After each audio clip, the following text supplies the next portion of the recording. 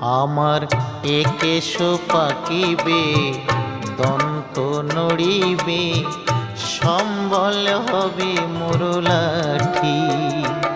আমার একেশ পাকিবে, দন্ত নড়িবে, সম্বল হবে মুরলাঠি। তখন পুত্র পরিজন সকলে বলিবে, পুত্র পরিজন সকলে বলিবে, এ জঞ্জাল মরিলে বাঁচি মুনামার। মানুষ হইয়া জন্ম লোভিয়া মানুষের করিলাম কি?